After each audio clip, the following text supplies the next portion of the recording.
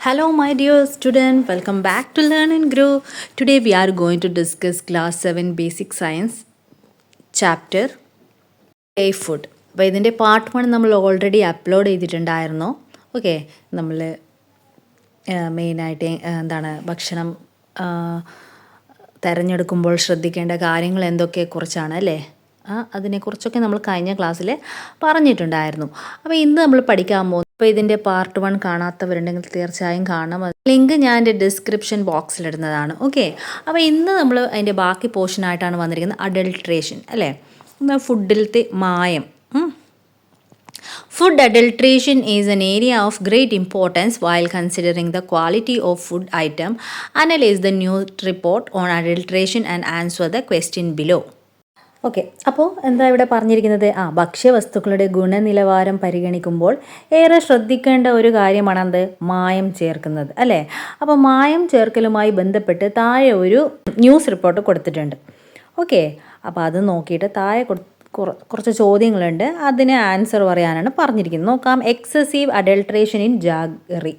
Jaggery എന്ന് വെച്ചാൽ ശർക്കരയാണ് കേട്ടോ. അപ്പോൾ ശർക്കരയിൽ വൻതോതിൽ മായം. The department of food safety seized 3500 kg of adulterate jaggery from different part of the state. അപ്പോൾ സംസ്ഥാനത്തിൻ്റെ വിവിധ ഭാഗങ്ങളിൽ നിന്നായി ഏകദേശം 3500 കിലോഗ്രാം മായം ചേർന്ന ശർക്കര കണ്ടെത്തിയിട്ടുണ്ട്. ഭക്ഷ്യസുരക്ഷാ വകുപ്പ് പിടികൂടിയിട്ടുണ്ട്. Jaggery is mixed with rhodamine B, a synthetic dye that impart colour to the fabric.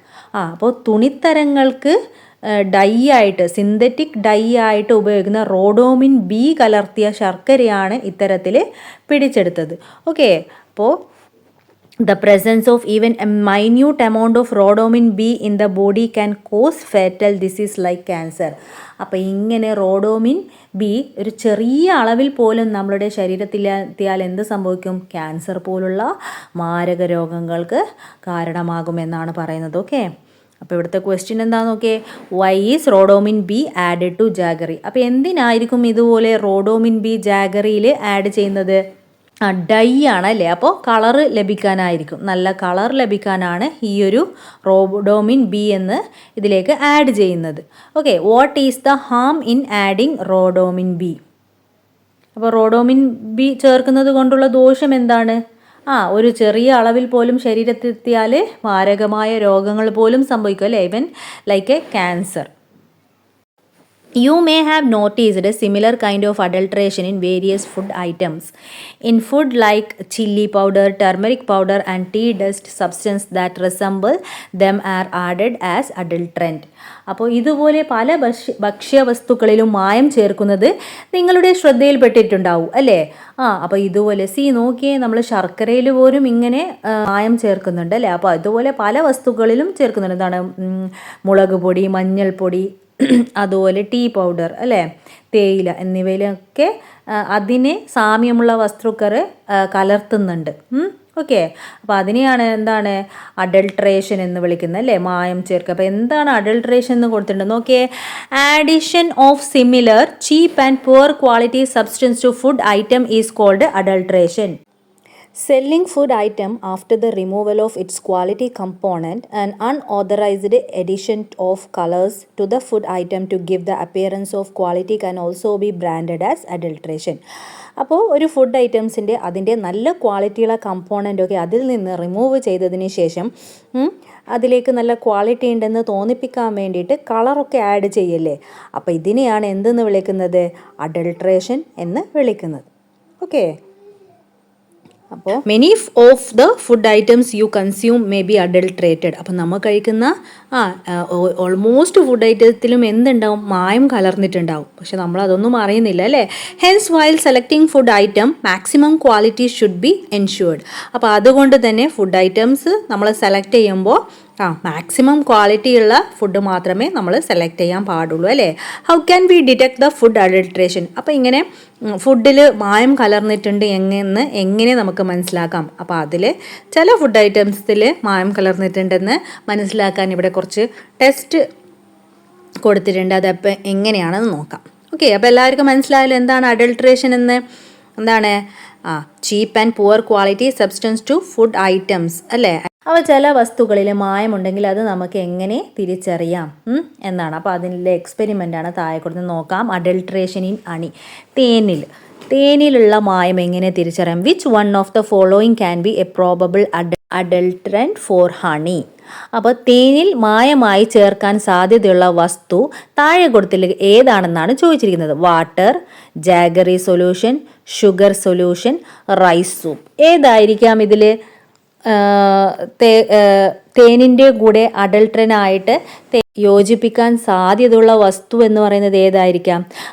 ഒന്നെങ്കിൽ ജാഗറി സൊല്യൂഷൻ അല്ലെങ്കിൽ ഷുഗർ സൊല്യൂഷൻ ആയിരിക്കാം അല്ലേ. കാരണം തേന് പോലെ തന്നെ നല്ല മധുരമുള്ളതാണ് അല്ലേ. അപ്പോൾ നോക്കാം. Pure honey is very expensive. അപ്പോൾ എന്തിനാണ് ഇങ്ങനെ മായം ചേർക്കുന്നത്? കാരണം പ്യൂർ ഹണി ഭയങ്കര എക്സ്പെൻസീവ് ആണ് അല്ലേ. അപ്പോൾ അതുകൊണ്ട് തന്നെ എന്താണ്, usually sugar solution or jaggery solution is mixed with honey. ഒന്നെങ്കിൽ പഞ്ചസാരയുടെയോ അല്ലെങ്കിൽ ശർക്കരയുടെയോ ലായനി ഇതിൽ ചേർക്കാറുണ്ട്. Dip a cotton wick in honey and light it. If it is burn well honey is not adulterated. അപ്പോൾ ഒരു കോട്ടൻ്റെ തരി ഇങ്ങനെ തേനിൽ മുക്കി കത്തിച്ച് നോക്കുക. അത് നന്നായി കത്തുന്നുണ്ടെങ്കിൽ അതെന്താണ്, അത് ശുദ്ധമായ തേനാണെന്ന് നമുക്ക് മനസ്സിലാക്കാം. ഓക്കെ, എന്നാൽ ഇങ്ങനെ കത്തിക്കുന്ന സമയത്ത് പൊട്ടലും ചീറ്റലും ഇങ്ങനെ സൗണ്ട് ഉണ്ടാകുകയാണെങ്കിൽ ആ തേൻ മായം ചേർത്തതാണ്. Okay, the sound is due to the presence of water in the sugar or jaggery solution added to the honey. എന്തുകൊണ്ടാണ് ഇങ്ങനെ സൗണ്ടൊക്കെ ചീറ്റലും പൊട്ടലും ഒക്കെ അത് കത്തിക്കുമ്പോൾ കേൾക്കുന്നത് വെച്ചാൽ because the presence of water, sugar സൊല്യൂഷൻ്റെയും ജാഗറി സൊല്യൂഷൻ്റെയും വാട്ടർ കണ്ടൻ്റ് ആണ് നമ്മൾക്ക് ആ സൗണ്ടായിട്ട് അവിടെ കേൾക്കുന്നത്. Okay, when pure honey is poured into water, it settle down. If the honey is adulterated, it immediately dissolve in water.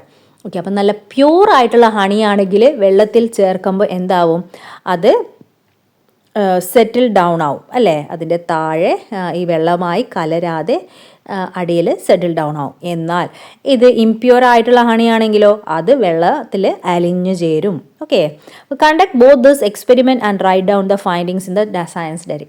Okay, അപ്പോൾ നിങ്ങളുടെ വീട്ടിൽ തേനുണ്ടെങ്കിൽ നിങ്ങൾ അതുമായിട്ട് ഒന്ന് ചെയ്തു നോക്കാം. ഓക്കെ, എന്നിട്ട് നിങ്ങളുടെ ഫൈൻഡിങ്സ് സയൻസ് ഡയറിയിൽ എഴുതാനാണ് പറഞ്ഞിരിക്കുന്നത്. ഇനി അടുത്തത് നോക്കാം. The adulteration in certain food items and the method to identify them are given below. Observe them carefully.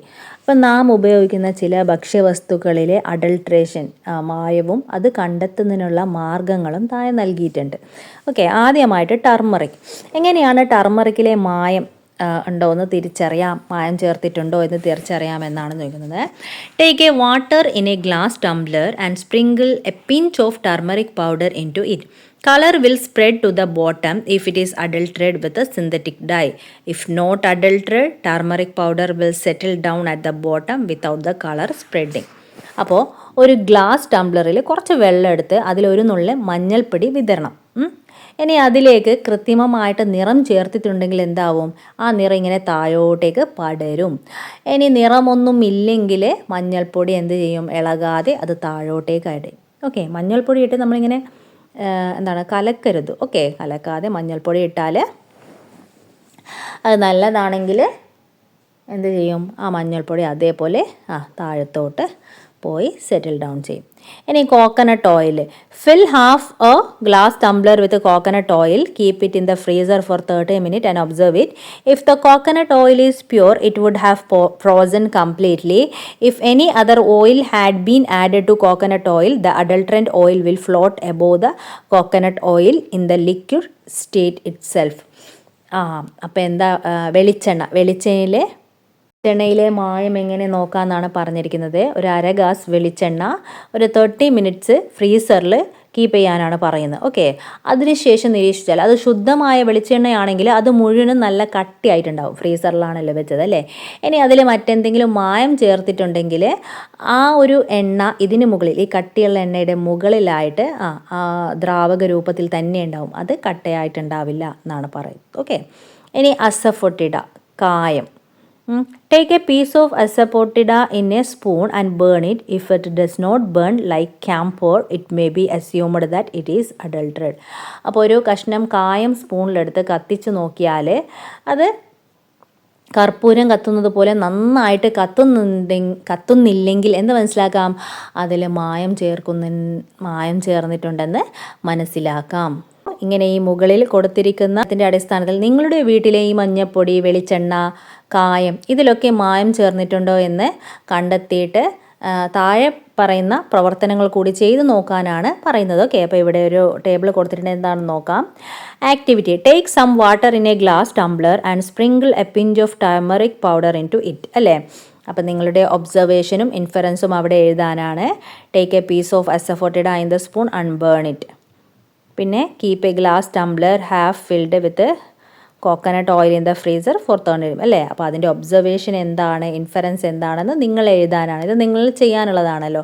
അപ്പോൾ ഇത് നിങ്ങൾ ചെയ്ത് നോക്കിയിട്ട് നിങ്ങൾ ഒബ്സർവേഷൻ എന്താണെന്നും ഇൻഫറൻസ് എന്താണെന്നൊക്കെ എഴുതണം. ഓക്കെ, ഒബ്സർവേഷൻ എന്ന് പറയുമ്പോൾ അത് നിങ്ങൾ ഈ മഞ്ഞൾപ്പൊടി ഗ്ലാസ്സിലുമ്പോൾ എന്തായി, അത് സെറ്റിൽ ഡൗൺ ആയോ അല്ലെങ്കിൽ അത് വാട്ടറുമായിട്ട് മിക്സ് ആയോ, ഇൻഫറൻസ് അപ്പോൾ അതിൽ മായം ചേർന്നിട്ടുണ്ടോ ഇല്ലയോ എന്നൊക്കെ എഴുതണം. ഓക്കെ, ഇനി അടുത്തൊരു ടോപ്പിക് നമുക്ക് നോക്കാം. Safe storage of food item. Okay, we have been discussing the measures to be taken to ensure safety of food item while selecting them. Equally important is to preservation of food item. Why is preservation essential? Discuss the point given below. Okay, അപ്പോൾ നമ്മൾ സുരക്ഷിതമായ ഭക്ഷണം ഉറപ്പാക്കാൻ ഭക്ഷ്യവസ്തുക്കൾ തിരഞ്ഞെടുക്കുമ്പോൾ ശ്രദ്ധിക്കേണ്ട കാര്യങ്ങളെക്കുറിച്ചൊക്കെയാണ് നമ്മൾ ഇതുവരെ പറഞ്ഞത്, അല്ലേ? അപ്പോൾ അതേപോലെ തന്നെ പ്രധാനപ്പെട്ട ഒരു കാര്യമാണ് എന്ത്? നമ്മളുടെ ഭക്ഷണ സാധനങ്ങൾ കേടുവരാതെ സൂക്ഷിക്കുക എന്നത്, അല്ലേ? അപ്പോൾ താഴെ കുറച്ച് പോയിന്റ്സ് കൊടുത്തിട്ടുണ്ട്, അതെന്താണെന്ന് നമുക്ക് നോക്കാം. Many food items are produced at various places in different season. Are they all consumed in the respective season themself. അപ്പോൾ പല ഭക്ഷ്യവസ്തുക്കളും ഒരേ സ്ഥലങ്ങളിൽ വ്യത്യസ്ത സീസണുകളിലാണല്ലോ ഉൽപ്പാദിപ്പിക്കുന്നത്, അല്ലേ? അപ്പോൾ ഇവയെല്ലാം അതത് സമയങ്ങളിൽ ഉപയോഗിച്ച് തീരുന്നുണ്ടോ എന്ന് വെച്ചാൽ ഇപ്പോൾ മാംഗോസ്, അല്ലേ? ഇതൊക്കെ എല്ലാ സീസണുകളിലും നമുക്ക് മാർക്കറ്റിൽ ലഭ്യമാണ്, അല്ലേ? അപ്പോൾ തന്നെ അത് കഴിച്ച് തീർക്കുന്നുണ്ടോ? ഇല്ല. അപ്പോൾ അത് കേടുവരാതിരിക്കാനായിട്ട് പ്രിസർവേറ്റീവ് അതിൽ ചേർക്കുന്നുണ്ട്, അല്ലേ? നോക്കിയേ, are the fruits, vegetables and other food item fully consumed at home on the same day of purchase it self. അപ്പോൾ വീട്ടിൽ വാങ്ങുന്ന പഴങ്ങളും പച്ചക്കറികളും മറ്റ് ഭക്ഷ്യവസ്തുക്കളും ഒക്കെ അതേ ദിവസം തന്നെ ഉപയോഗിച്ച് തീരുന്നുണ്ടോ? ഇല്ല, അല്ലേ? Do you have left over of cooked food? നിങ്ങൾക്ക് പാചകം ചെയ്ത ഭക്ഷണം ബാക്കി വരുന്നില്ലേ, അല്ലേ? അപ്പോൾ ഇതൊക്കെ നമ്മൾ എങ്ങനെയാണ് വന്ന ഭക്ഷണവും അതുപോലെ മാർക്കറ്റിൽ നിന്ന് വാങ്ങുന്ന ഫ്രൂട്ടും വെജിറ്റബിൾസും ഒക്കെ എങ്ങനെയാണ് അത് നമ്മൾ സൂക്ഷിച്ചു വെക്കുന്നത്? അപ്പോൾ do you have left over of cooked food? അപ്പം നിങ്ങളുടെ പാചകം ചെയ്ത ഭക്ഷണമൊക്കെ ബാക്കി വരുന്നുണ്ടോ? അങ്ങനെ കുറേ ക്വസ്റ്റ്യൻസ് ആണ് ഇവിടെ കൊടുത്തിട്ടുള്ളത്, അല്ലേ? അപ്പോൾ analyse these instance, find out the reason for preserving food items. അപ്പോൾ ഈ സന്ദർഭങ്ങളനുസരിച്ച് നമ്മൾ ഭക്ഷണ വസ്തുക്കൾ സൂക്ഷിച്ചു വയ്ക്കേണ്ടതിൻ്റെ കാരണങ്ങൾ എന്തൊക്കെയാണെന്ന് കണ്ടെത്താണ്, അല്ലേ? To overcome food scarcity. അപ്പോൾ എന്താണ്? ഒന്ന് നമുക്ക് പറയാം, ഭക്ഷ്യക്ഷാമം നേരിടാനായിട്ട്, അല്ലേ? ഭക്ഷ്യക്ഷാമം നേരിടാൻ വേണ്ടിയിട്ടാണ് ഈ ഫുഡൊക്കെ പ്രിസർവ് ചെയ്യേണ്ട ആവശ്യമുള്ളത്, അല്ലേ? മറ്റൊന്ന് എന്ത് പറയാം? To keep food at its best quality, അല്ലേ? ആ ഫുഡിൻ്റെ എല്ലാ ക്വാളിറ്റിയോടും കൂടി അതിനെ നമ്മൾക്ക് സൂക്ഷിച്ചു വെക്കാം. ടു മിനിമൈസ് പാത്തോജൻ, അല്ലേ? നിങ്ങൾ ബാക്ടീരിയാസൊക്കെ വരുന്നതും തടയാൻ വേണ്ടിയിട്ടൊക്കെയാണ് നമ്മൾ ഫുഡ് പ്രിസർവ് ചെയ്യുന്നത്, അല്ലേ? What we at home, rice stored in a container remains unspoiled for long time, but cooked rice gets spoiled after a day. Is it spoiled due to cooking? അപ്പോൾ ഇവിടെ ഈ കുട്ടി പറയാണ്, വീട്ടിൽ പാത്രങ്ങൾ അരി പാത്രത്തിലാണല്ലോ സൂക്ഷിക്കുന്നത്, അപ്പോൾ അത് കുറേ കാലം കേടുവരാതിരിക്കും. എന്നാൽ ചോറ് ഒരു ദിവസം കഴിയുമ്പോഴേക്കും കേടുവരുന്നു, അല്ലേ? അപ്പോൾ ഈ കുട്ടിക്കൊരു ഡൗട്ട്, വേവിച്ചത് കൊണ്ടാണോ ഇങ്ങനെ കേടുവരുന്നതെന്ന്, അല്ലേ? അപ്പോൾ നോക്കിയേ, do you have the same doubt? Read the note given. ഇപ്പം നിങ്ങൾക്കും ഈ സംശയമുണ്ടോ? ഈ കുട്ടികളുടെ സംശയം നിങ്ങൾക്കുമുണ്ടോ? അപ്പോൾ ഈ നോട്ടൊന്ന് വായിച്ചേ. Spoilage of food item is mainly due to the decomposition of action by micro organism like bacteria and fungus. അപ്പോൾ ബാക്ടീരിയ, ഫംഗസ് തുടങ്ങിയ സൂക്ഷ്മജീവികൾ നടത്തുന്ന വിഘടന പ്രവർത്തനങ്ങളുടെ ഫലമായാണ് ഭക്ഷ്യവസ്തുക്കൾ പ്രധാനമായിട്ടും കേടുവരാറുള്ളത്. Micro organism become inactive at very high and very low temperature. അപ്പോൾ ഈ സൂക്ഷ്മജീവികൾ എന്താണ് ഉയർന്ന താപനിലയിലും അതുപോലെ തന്നെ വളരെ താഴ്ന്ന താപനിലയിലും പ്രവർത്തനരഹിതമാകും. Moreover micro organism cannot be active in the absence of moisture. They cannot act on food item which are packed air tight. അപ്പോൾ എന്താണ് ഈർപ്പം തീരെ ഇല്ലാത്ത സാഹചര്യത്തിൽ ഈ സൂക്ഷ്മജീവികൾക്കൊന്നും പ്രവർത്തിക്കാൻ കഴിയില്ല. ഓക്കെ, അതുപോലെ തന്നെ വായു കടക്കാത്ത വിധം പാക്ക് ചെയ്ത ആഹാര പദാർത്ഥങ്ങളിലും സൂക്ഷ്മജീവികൾക്ക് പ്രവർത്തിക്കാനാവില്ല. ഓക്കെ, അപ്പോൾ എന്താണ് വെള്ളം ഒരു വെറ്റായിട്ടുള്ള അവസ്ഥയിൽ മാത്രം ആണ് എന്താണ് ഈ സൂക്ഷ്മജീവികൾ പ്രവർത്തിക്കൂ അല്ലേ. അപ്പോൾ ഈ കുട്ടി ചോദിച്ചത് എന്താണ്, പാത്രത്തിൽ സൂക്ഷിക്കുന്ന അരി ദീർഘനാൾ കേടുവരത്തില്ല. എന്തുകൊണ്ടാണ്? അത് അവിടെ യാതൊരു വെറ്റും ഇല്ല അല്ലേ, അത് നല്ല എയർ ടൈറ്റ് കണ്ടെയ്നറിലാണ് സൂക്ഷിക്കുന്നത്. അപ്പോൾ അവിടെ ഈർപ്പം ഒട്ടുമില്ലാത്തത് കൊണ്ട് അവിടെ ഇതുപോലുള്ള മൈക്രോ ഓർഗാനിസത്തിനൊന്നും വളരാൻ പറ്റത്തില്ല അല്ലേ. അപ്പോൾ ചോറാണെങ്കിൽ എന്താണ്, ഒരു ദിവസം കഴിയുമ്പോൾ കേടുവരുമെന്ന് പറഞ്ഞത് ദാറ്റ് ഈസ് വെറ്റാണ്. അപ്പോൾ അവിടെ മൈക്രോ ഓർഗാനിസത്തിന് വളരാനുള്ള അറ്റ്മോസ്ഫിയർ ഉണ്ട് അല്ലേ. അപ്പോൾ അതുകൊണ്ടാണ് ദാറ്റ് ബിക്കം സ്പോയിൽ ആവുന്നത്. ഇനി ഇവിടെ നോക്കിയേ, take out A slice of bread from A packet.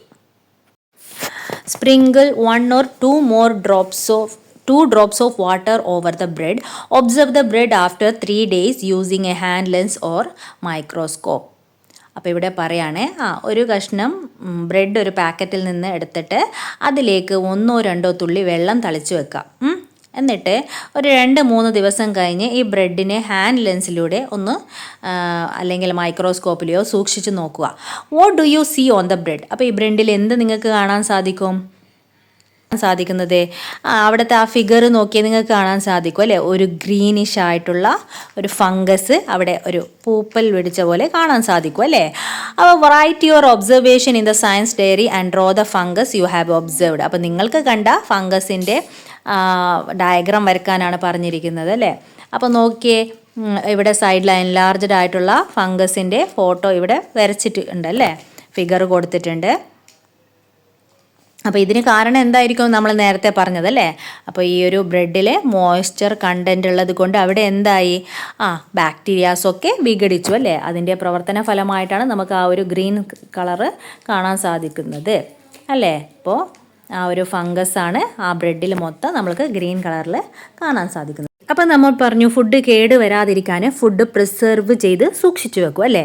അപ്പോൾ എങ്ങനെയൊക്കെയാണ് മെത്തേഡ് ഓഫ് ഫുഡ് പ്രിപ്പറേഷൻ അല്ലേ, എങ്ങനെയാണ് ഭക്ഷ്യവസ്തുക്കൾ സൂക്ഷിച്ചു വയ്ക്കുന്ന രീതി എന്ന് പറയുന്നത്. അപ്പോൾ ഇവിടെ പിക്ചർ നോക്കിയാൽ ഈ പിക്ചറിൽ കണ്ടാൽ നിങ്ങൾക്ക് മനസ്സിലാവും അല്ലേ ഏതൊക്കെ രീതിയിലാണ് ഭക്ഷ്യവസ്തുക്കൾ പ്രിസർവ് ചെയ്ത് വെച്ചിരിക്കുന്നത്. ഏതൊക്കെ രീതിയിലാണ്?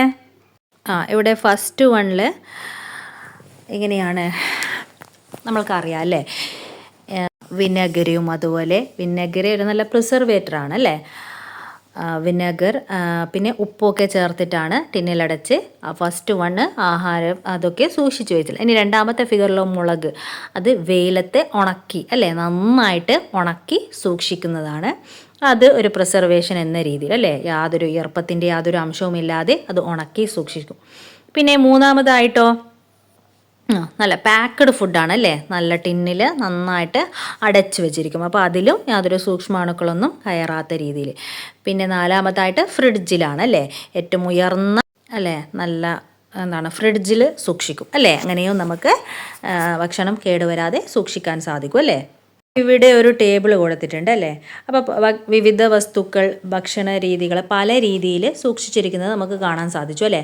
അപ്പോൾ ഓരോന്നും കേടുവരാതെ ഏത് രീതിയിലാണ് സൂക്ഷിക്കുന്നത് കണ്ടെത്തി ഈ താഴെയുള്ള ഈ ഒരു ടേബിൾ കംപ്ലീറ്റ് ചെയ്യാനാണ് പറഞ്ഞിരിക്കുന്നത്. ഓക്കെ, അപ്പോൾ നമുക്കിവിടെ നോക്കാം. ഫുഡ് ഐറ്റം ചില്ലി അല്ലേ, ഫസ്റ്റ് വൺ ചില്ലിയാണ്. അപ്പോൾ മെത്തേഡ് ഓഫ് പ്രിപ്പറേഷൻ എങ്ങനെയാണ്? ഡ്രൈഡ് ആൻഡ് സ്റ്റോർഡ് അല്ലേ, ഉണക്കിയിട്ടാണ് സൂക്ഷിക്കുന്നത് അല്ലേ. അപ്പോൾ റീസൺ ഫോർ നോൺ സ്പോയിലേജ്, എന്തുകൊണ്ടാണ് കേടാകാത്തതിനുള്ള കാരണം micro organism cannot act in the absence of moisture അല്ലേ. അപ്പോൾ ഈർപ്പം തീരെ ഇല്ലെങ്കിൽ സൂക്ഷ്മജീവികൾക്ക് പ്രവർത്തിക്കാൻ പറ്റത്തില്ല. ഇനി ചെറി എങ്ങനെയാണ്? ക്യാൻഡ് ഓർ റെഫ്രിജറേറ്റഡ് അല്ലേ, ക്യാൻഡായിട്ട് ടിന്നിലടച്ച് അല്ലെങ്കിൽ റെഫ്രിജറേറ്റഡ്. അപ്പോൾ എന്തുകൊണ്ടാണ്? Low temperature slows microbial growth അല്ലേ, ടെമ്പറേച്ചർ ലോ ആണെങ്കിൽ അത് മൈക്രോബിയൽ ഗ്രോത്ത് സ്ലോസ് ചെയ്യും. ഇനി ഗൂസ്ബെറി ഗൂസ്ബെറി പിക്കിൾഡ് അല്ലെങ്കിൽ ഡ്രൈഡ് അല്ലേ, ഒന്നെങ്കിൽ ഡ്രൈ ആയിട്ട് അല്ലെങ്കിൽ പിക്കിൾഡ്, അച്ചാറിലോ ഉപ്പിലോ ഇങ്ങനെ ഇട്ട് വെക്കും അല്ലേ, സൂക്ഷിച്ച് വെക്കും. അപ്പോൾ salt and oil prevent microbial growth. അപ്പോൾ സോൾട്ടും ഓയിലും ഈ മൈക്രോ ഓർഗാനിസത്തിൻ്റെ ഗ്രോത്ത് പ്രിവെൻറ്റ് ചെയ്യും. നെക്സ്റ്റ് പൈനാപ്പിൾ, ക്യാൻഡ് ഓർ ഫ്രോസൺ അല്ലേ, ഒന്നെങ്കിൽ ക്യാൻഡ് ആയിട്ടോ ഫ്രോസൺ ആയിട്ടോ അല്ലെങ്കിൽ പിക്കിൾഡ് ആയിട്ടോ നമുക്ക് വെക്കാം. പിന്നെ sugar syrup or freezing inhabitant bacterial action. ഇപ്പോൾ ഷുഗർ സിറപ്പ് അല്ലെങ്കിൽ ഫ്രീസിങ് ചെയ്യുന്നത് ബാക്ടീരിയൽ ആക്ഷനെ ഇൻഹിബിറ്റ് ചെയ്യും. ഓക്കെ, ബാക്ടീരിയൽ ഗ്രോത്ത് കുറക്കും. Next chips, packed in air tight bag with preservative. അപ്പോൾ നല്ല എയർ ടൈറ്റ് ആയിട്ടുള്ള ബാഗിലാണ് സൂക്ഷിച്ചിടുന്നത് അല്ലേ. അപ്പോൾ lack of moisture prevent microbial growth. അപ്പോൾ ലാക്ക് ഓഫ് മോയ്സ്ചർ തീരെ ഇല്ലെങ്കിൽ അവിടെ മൈക്രോബിയൽ ഗ്രോത്ത് ഉണ്ടാവില്ല. ഡ്രിങ്ക്സ് അല്ലേ, പാനീയങ്ങൾ. അപ്പോൾ pasteurised and stored in sealed container. Heat kills microbes and sealed packaging prevent contamination. Package ആയതുകൊണ്ട് തന്നെ അവിടെ യാതൊരു വിധത്തിലുള്ള മൈക്രോബ്സ് ഒന്നും വളരത്തില്ല. ഇനി വെജിറ്റബിൾ റെഫ്രിജറേറ്റഡ് ഫ്രോസൺ അല്ലേ. അപ്പോൾ low temperature slows microbial activity. അപ്പോൾ ഭക്ഷ്യവസ്തുക്കൾ ഏതെല്ലാം രീതിയിലാണ് കേടുവരാതെ സൂക്ഷിക്കുന്നതെന്ന് നമുക്ക് മനസ്സിലായല്ലോ അല്ലേ. അപ്പോൾ ഇങ്ങനെ ഓരോ രീതിയിലും സൂക്ഷിക്കുന്ന ഭക്ഷ്യവസ്തുക്കൾക്ക് കൂടുതൽ ഉദാഹരണം നിങ്ങൾ കണ്ടെത്തിയിട്ട് താഴെയുള്ള ടേബിൾ ഫില്ല് ചെയ്തിട്ട് ക്ലാസ്സിൽ അവതരിപ്പിക്കാനാണ് പറയുന്നത്. ഓക്കെ, അപ്പോൾ this one you have to do that. So I am wind upping today's class. Okay, അപ്പോൾ ഇതിൻ്റെ പാർട്ട് 3 ആയിട്ട് അടുത്ത ക്ലാസ്സിൽ വരാം. അപ്പോൾ എൻ്റെ ക്ലാസ് നിങ്ങൾക്ക് ഇഷ്ടപ്പെട്ടാൽ നിങ്ങൾ ഹെൽപ്ഫുള്ളായി തോന്നുന്നെങ്കിൽ നിങ്ങളുടെ ഫ്രണ്ട്സായിട്ട് ഷെയർ ചെയ്യുക. Okay, do subscribe, support. അപ്പോൾ നെക്സ്റ്റ് ക്ലാസ്സിൽ കാണാം. Till then bye. Thanks for watching.